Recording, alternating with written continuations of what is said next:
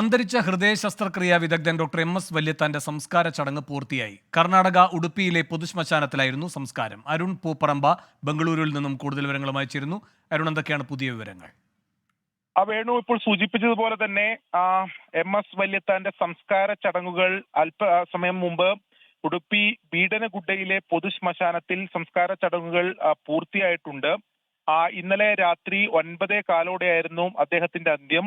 ഇന്നലെ മണിപ്പാൽ ആശുപത്രിയിൽ അദ്ദേഹത്തിന്റെ മൃതദേഹം സൂക്ഷിച്ചു. ഇന്ന് രാവിലെയാണ് ബന്ധുക്കൾ ഉൾപ്പെടെ എത്തി മൃതദേഹം ഏറ്റുവാങ്ങിയത്. പൂർണ്ണമായും മറ്റ് മരണാനന്തര ഔദ്യോഗിക ചടങ്ങുകൾ പൂർണ്ണമായും തന്നെ ഒഴിവാക്കിയായിരുന്നു സംസ്കാര ചടങ്ങുകളിലേക്ക് കടന്നത്. അദ്ദേഹത്തിന്റെ ആഗ്രഹപ്രകാരമാണ് ഈ പൊതുദർശനം ഉൾപ്പെടെ ഒഴിവാക്കിയത് എന്നാണ് ബന്ധുക്കൾ അറിയിച്ചത്. അടുത്ത ബന്ധുക്കളും അതോടൊപ്പം തന്നെ മണിപ്പാലിലെ അദ്ദേഹത്തിന്റെ സഹപ്രവർത്തകർ ഉൾപ്പെടെ കുറച്ചു പേർ മാത്രമേ ഈ സംസ്കാര ചടങ്ങിൽ എന്തായാലും പങ്കെടുത്തിട്ടുള്ളൂ എന്നതാണ് നമുക്ക് ലഭിക്കുന്ന വിവരം.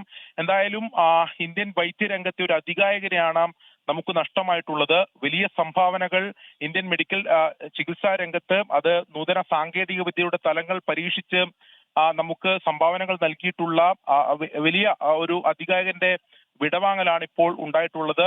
ആ രീതിയിൽ വലിയ ബഹുമതികളോടെയല്ല അദ്ദേഹത്തിന് യാത്ര അയച്ചതെങ്കിൽ പോലും അത് അദ്ദേഹത്തിന്റെ ആഗ്രഹപ്രകാരമാണ് എന്ന് തന്നെയാണ് ബന്ധുക്കൾ ഈ ഘട്ടത്തിൽ അറിയിക്കുന്നത്. മലയാളികൾ ഉൾപ്പെടെ ഏറെ വൈകിയാണ്, ഇന്നലെ രാത്രി 9:15 മരണം സംഭവിച്ചുവെങ്കിലും ഏറെ വൈകിയാണ് അദ്ദേഹത്തിന്റെ മരണ വാർത്ത പോലും അറിഞ്ഞത് എന്നതാണ് മറ്റൊരു പ്രധാനപ്പെട്ട കാര്യം.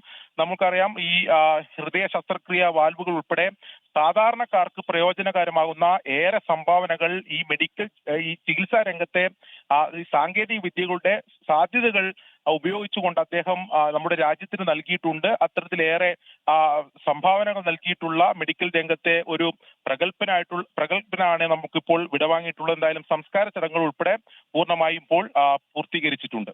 അരുൺ പൂപ്പറമ്പയാണ് ബംഗളൂരുവിൽ നിന്നും വിവരങ്ങൾ നൽകിയത്.